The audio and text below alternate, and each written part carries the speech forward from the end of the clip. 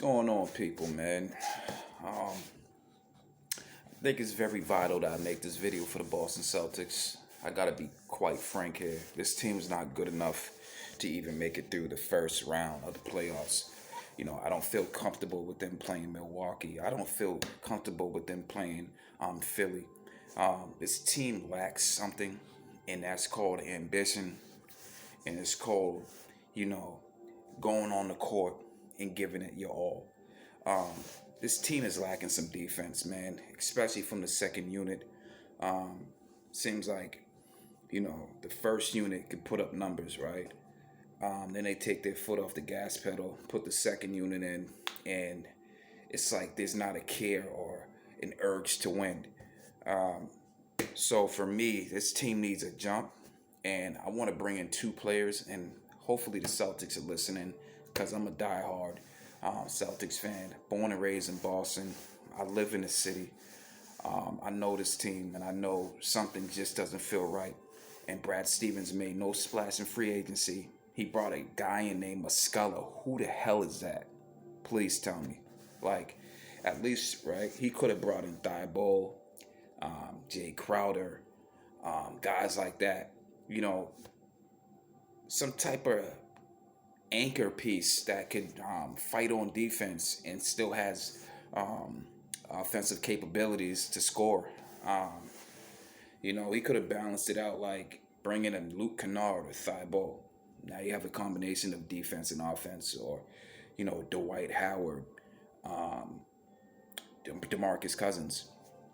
And people just don't realize, man, when it comes to Dwight Howard, the dude's still dominant. So you mean to tell me that if you have Dwight Howard on the team, right? So you're telling me Dwight Howard can't give you 10 points, 10 plus points a game, 10 rebounds a game, 10 plus rebounds a game, or maybe 3.5 or maybe 4 blocks a game? He can't do that for you? Please. Mitchell Robinson, what does he do? He defends the paint. He scores in the paint, makes it difficult for offensive players to get their layups or shots off. Dwight Howard could do that. So I'm trying to figure out why people say Dwight Howard's not a good fit. And he's a traditional big. He's a floor general as well. Same with DeMarcus Cousins. You don't think he can give you 15 and 10? You don't think he can give you like 2 blocks a game or still? Come on, people, wake up.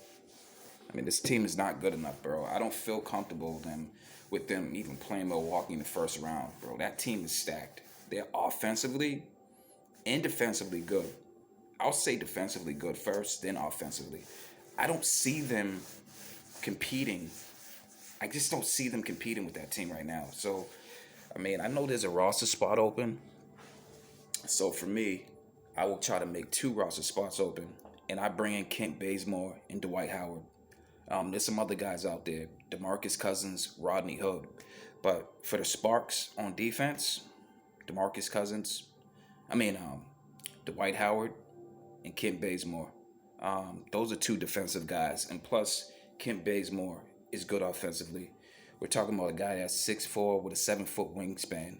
With a 7-foot wingspan, that means he can alter passes, block shots, and steal. And let's not forget, he's a good offensive player with the catch and shoot from the 3. He can attack the basket as well. Dwight Howard, come on, can run the floor, block shots, a beast in the paint. He's an energy guy as well. He's going to give it his all on the floor. So for me, man, I have to bring in some more reinforcements. I have to. Because this team is just not good enough, bro. There's something really missing from this team. I can't quite put my finger on it. But all I know is this team is not right, and I feel it. And they need to bring in some more guys. I feel like balance it out with offense and defense.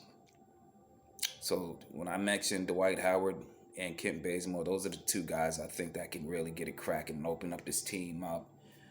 Bring some spirit back to this team. New blood on the bench. We have to get ready for the playoffs. Joe Mazzulla needs to do a better job at playing Blake Griffin more.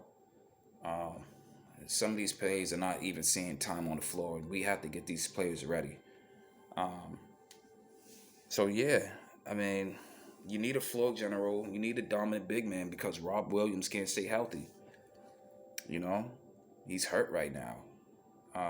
You can't expect Al Horford to play a center. He's older, and plus that's not his position. And Muscala, he's not a traditional big, okay. And in Luke Kennard, I mean, what's the guy's name? Luke, the big tall guy.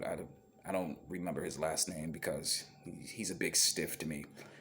He can't move his feet right, and he'll get burnt trying to guard Giannis or Embiid. I just don't feel confident in him at all. So I have to bring in guys that I feel confident.